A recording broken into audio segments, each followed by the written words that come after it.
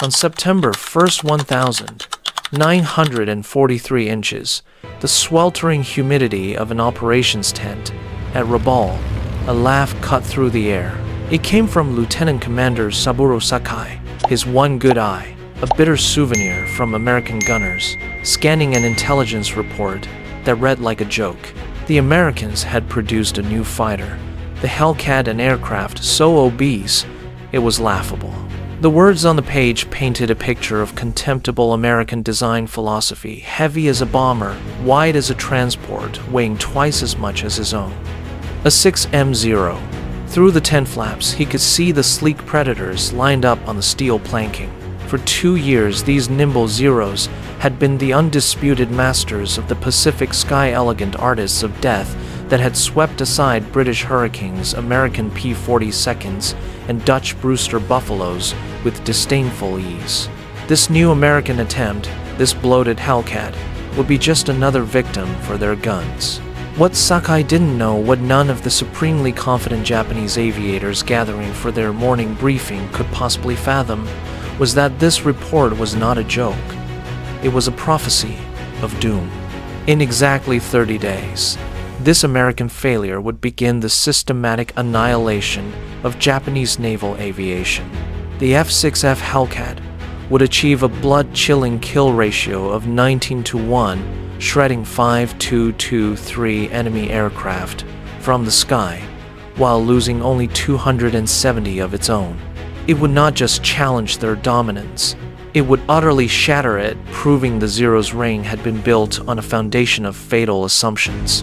The mathematics of aerial supremacy were about to be rewritten by an aircraft that looked wrong, flew heavy, and seemed to violate every principle the Japanese had perfected. Within 6 months, the very pilots, now laughing, would be writing final letters home, knowing that an encounter with a Hellcat was a statistical certainty of death. The rising sun's zenith. The Japanese Navy's confidence in September 1943 wasn't arrogance. It was mathematics. Since December 7th, 1941, the Imperial Japanese Naval Air Service had achieved victory ratios that defied belief. At Pearl Harbor, they lost 29 aircraft, while destroying 347. In the Philippines, 7 losses against 103 destroyed. Over Darwin, 2 losses versus 30. The British Far East Fleet's air arm annihilated. The Dutch East Indies Air Force eliminated in days.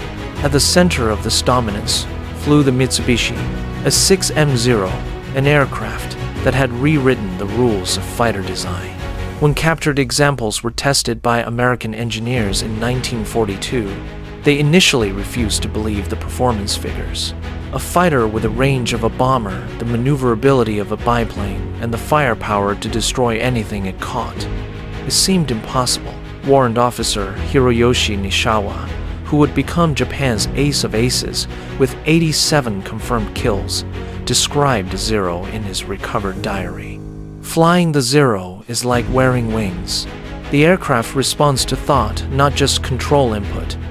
American planes fly like trucks, powerful but clumsy. They build fighters like they build cars, heavy, overbuilt, wasteful. The Zero achieved its miraculous performance through revolutionary design philosophy. Extra super duralumin, a classified aluminum alloy, created a structure 30% lighter than comparable American designs. No armor plate protected the pilot. No self-sealing fuel tanks added weight. Even the radio was often removed to save every ounce for performance. The intelligence dismissal. The first reports of the F6F Hellcat reached Japanese intelligence through neutral Swedish sources in early 1943. The specifications seemed like propaganda, or perhaps deliberate misinformation. The aircraft weighed 1,186 pounds loaded. The Zero weighed 5,800. Its wing area spanned 334 square feet with a draggy radial engine. It carried 2 400 rounds of ammunition armor, played everywhere, bulletproof glass, self-sealing tanks, holding 250 gallons of fuel. Captain Minoru Genda, the tactical genius who had planned Pearl Harbor, reviewed the specifications at Combined Fleet Headquarters. His analysis, preserved in the Japanese Defense Archives, was dismissive. The Americans have learned nothing. This Hellcat represents the continuation of their failed philosophy, attempting to overcome pilot skill with weight of machinery. A Zero will fly circles around it. The mathematics seem to support his assessment. The Zero's wing loading of 22 pounds per square foot gave it a turning radius of 612 feet. The Hellcat's wing loading of 36.5 pounds per square foot suggested a turning radius over 900 feet. In a turning fight, the basis of all Japanese fighter tactics, the Hellcat would be helpless. The first glimpse, September 30th, 1943, Marcus Island. Petty Officer First Class Yoshio Fukui was flying escort for a reconnaissance mission when he spotted them. 6 dark blue shapes climbing from the southeast. His first thought, recorded in his after-action report, be 25 bombers on a strange heading. Then they turned, and he saw the distinctive silhouette, single-engine massive fuselage wings that seemed too short for the body. First encounter with F6F type fighter, he would write. Initial impression, Americans have mounted fighter guns on a torpedo bomber engaged with standard tactics. Standard tactics meant using the Zero's superior turn rate to get on the enemy's tail. Fukui rolled into a diving turn, expecting the heavy American fighter to continue straight, allowing him to curve onto its 600 position. Instead, something unprecedented happened. The Hellcat didn't run. It didn't try to turn with him. It went vertical. The Pratt & Whitney R2800 double wasp engine, producing 2000 horsepower, 700 more than the Zero's Nakajima, Sakai's 1130 horsepower, drove the Hellcat upward at 3,500 feet per minute. Fukui, attempting to follow, watched his airspeed decay as the Zero struggled against gravity. At 15,000 feet, the Hellcat performed a maneuver that shouldn't have been possible for its weight. A hammerhead turn that dropped it directly onto Fukui's tail. The American opened fire at 400 meters, Fukui reported. 6 machine guns, not the 4 we expected. The volume of fire was unprecedented. My aircraft took 17 hits in 3 seconds. Only by dropping into a spin did I escape. Fukui survived, barely making it back to Marcus Island, with his Zero riddled with holes. His wingman, Petty Officer Second Class Masao, didn't return. Neither did the reconnaissance plane they were escorting. First blood to the Hellcat. The weight paradox. October 5th, 1943. Task Force 14 struck Wake Island. Lieutenant Yoshio Shiga led 12 Zeros from the 252nd Air Group to intercept what appeared to be another nuisance raid. American carriers had been launching these hit-and-run attacks for months, usually fleeing before Japanese fighters could fully engage. This time would be different. We climbed to 20 feet, Shiga recorded in his diary. Below us, 12 F6F fighters in 3 divisions. We held every advantage. Altitude, position, surprise. Victory was certain. The engagement that followed shattered Japanese tactical doctrine. As the Zeros dove on the Hellcats, the American fighters didn't scatter or attempt to turn. They maintained formation, accelerating in a gentle dive that kept their energy high. When the Zeros opened fire at maximum range, hoping for lucky hits, the Hellcats simply absorbed the punishment. The Hellcat's armor included 212 pounds of plate protecting the pilot, 110 pounds around the oil system, self-sealing tanks that could take dozens of hits. As the Zeros exhausted their ammunition in diving passes, the Hellcats executed their counterattack. Instead of turning to dogfight, they used their weight as a weapon. Climbing at full power, they reached altitude where the Zero's engine struggled for oxygen. At 25,000 feet, the Hellcat was still producing 1650 horsepower. The Zero was down to 900. They came down on us like hawks on sparrows, Shiga wrote. Their weight gave them speed we couldn't match. They would dive fire those 6 terrible guns, then climb away before we could react. 8 Zeros were shot down. No Hellcats were lost. The Marianas Turkey Shoot Prophecy. November 11th, 1943. Rabaul. The assembled pilots of the 204th Air Group listened as Lieutenant Commander Tao Tanimizu briefed them on American tactics. Tanimizu, with 32 victories, was one of the few pilots who had survived multiple encounters with Hellcats. Forget everything you know about air combat, he told them. The Americans have changed the rules. They no longer fight our fight. They fight like executioners, not warriors. Tanimizu explained what Japanese pilots were slowly, fatally learning. The Hellcat wasn't designed to outturn the Zero. It was designed to never need to. Using a combat doctrine called energy fighting, Hellcat pilots maintained speed and altitude, converting potential energy to kinetic energy in slashing attacks that gave Zero pilots no chance to use their superior maneuverability. They work in pairs, Tanimizu continued, one high, one low. While you engage one, the other is already diving on you. Their radios, which we laughed at for adding weight, let them coordinate perfectly. We fly as individual samurai. They fight as a machine. The Technology Gulf, December 1943. Truck Lagoon. Commander Mitsuo Fuchida, who had led the Pearl Harbor attack, now served as Air Operations Officer for the combined fleet. His inspection of damaged Zeros returning from encounters with Hellcats revealed a growing technology gap. The disparity in firepower was mathematical. The Hellcat's 6 Browning M, 2 machine guns fired 750 rounds per minute each, 4500 rounds per minute total. Each 50 caliber bullet weighed 46 grams and traveled at 2 900 feet per second, delivering 3 500 feet lb of energy.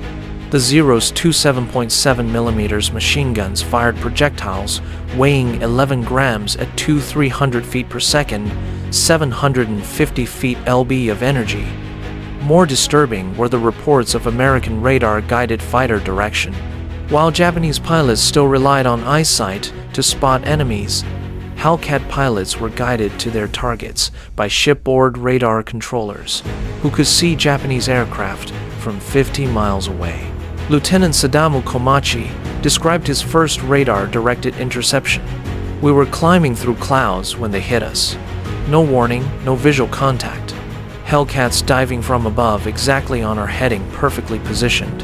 They knew where we were, our altitude, our course. We were blind men fighting those who could see in the dark.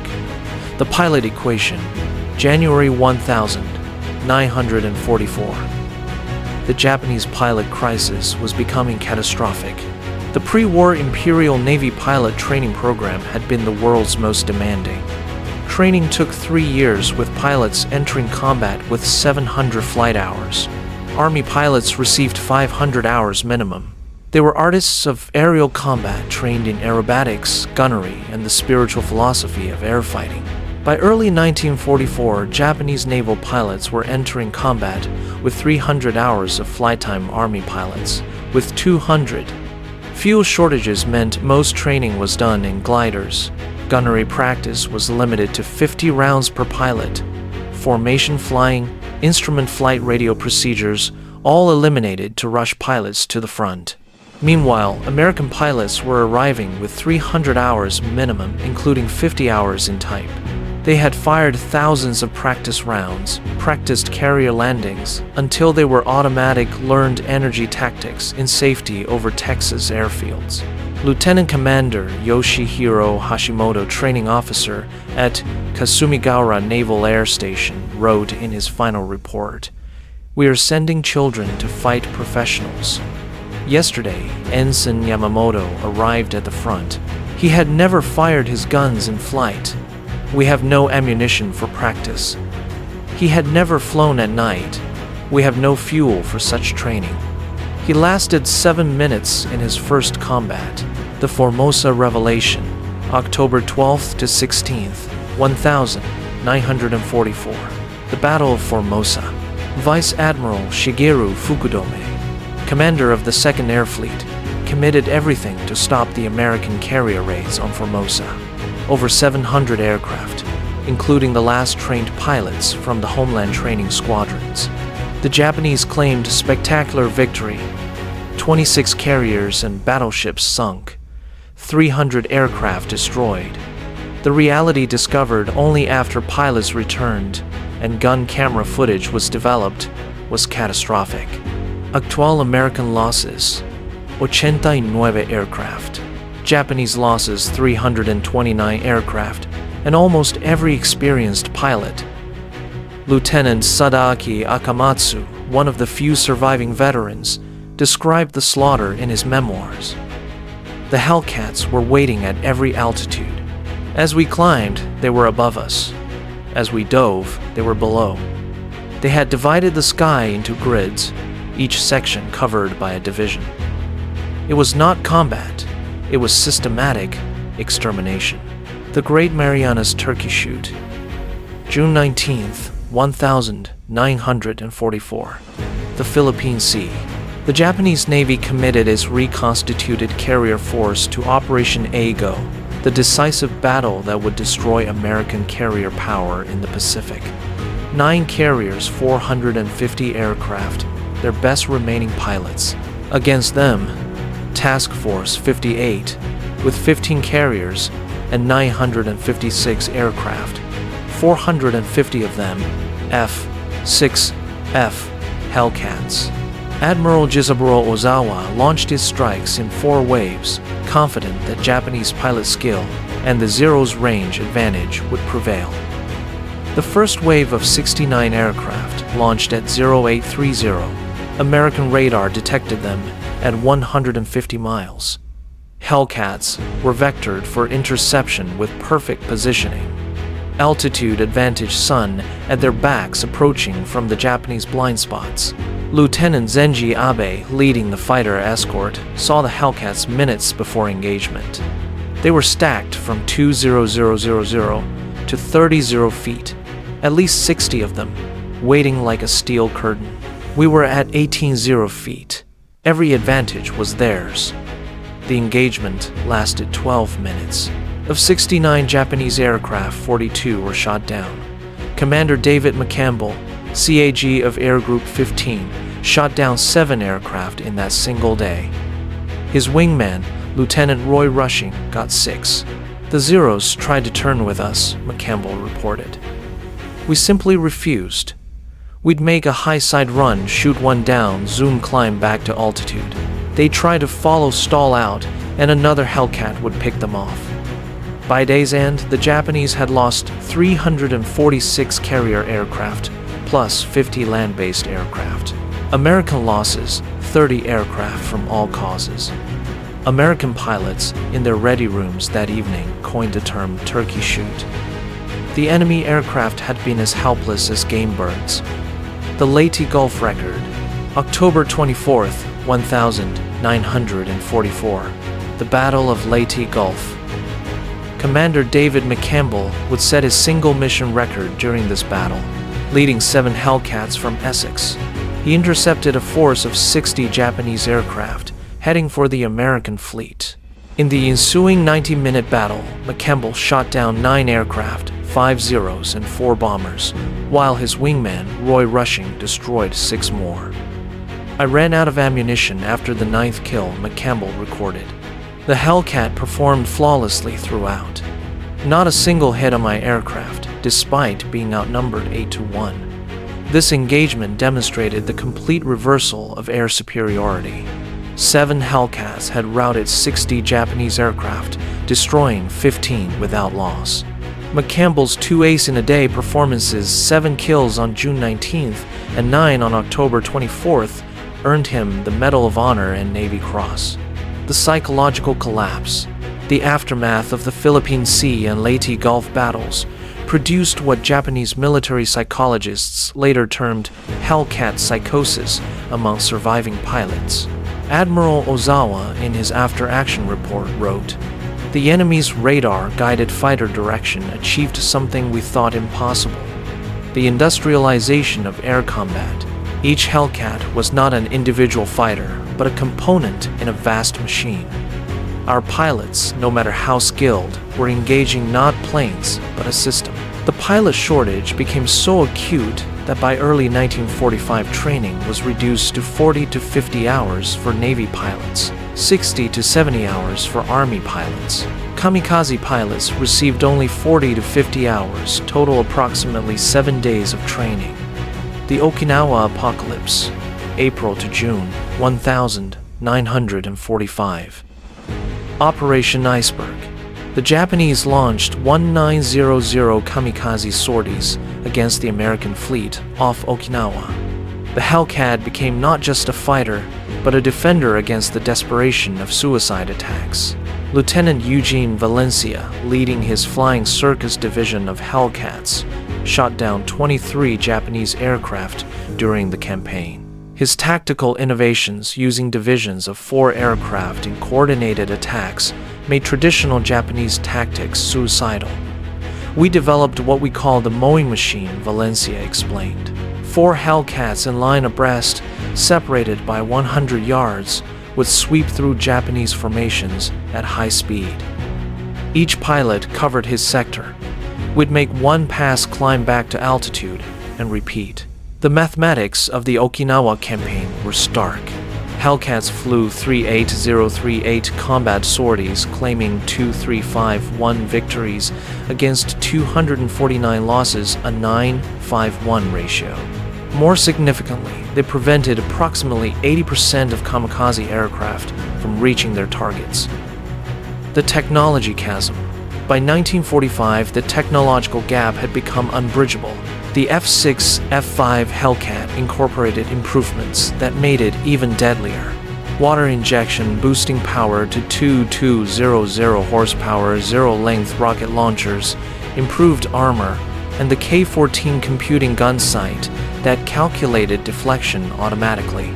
Lieutenant Commander Saburo Sakai, Japan's legendary ace with 28 official victories. Though modern historians estimate closer to 15 encountered Hellcats for the first time.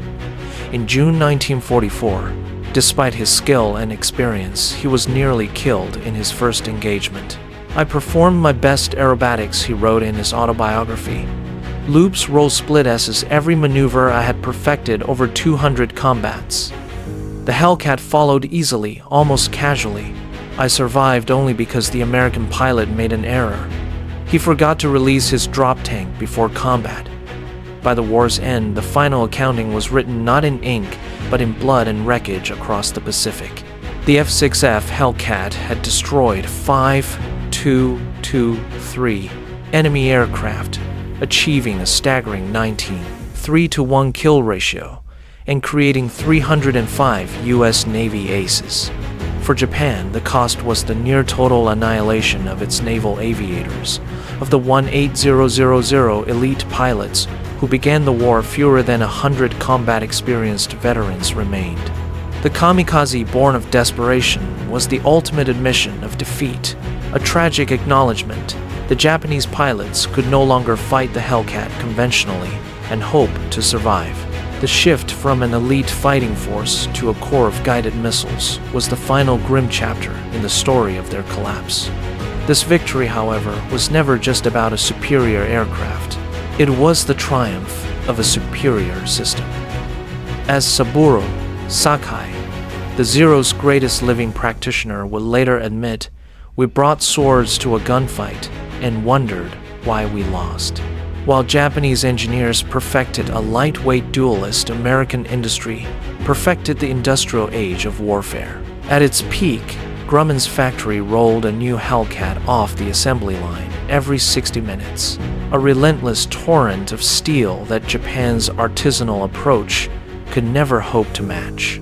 This industrial might, combined with advanced radar direction, coordinated team tactics, and a constant supply of well-trained pilots, created a weapon system that was simply invincible. The Japanese pilots had laughed at the Hellcat because they saw only its weight.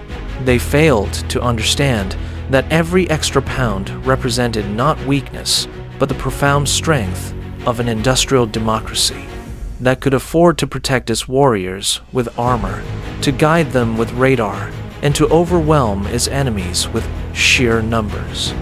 By the time they stopped laughing, their mockery had turned to kamikaze missions, and their air forces had ceased to exist. The Hellcat hadn't just defeated the Zero. It had rendered an entire philosophy of warfare obsolete. The laugh heard in that Rabaul tent in 1943 was answered by the final echoing laugh of history.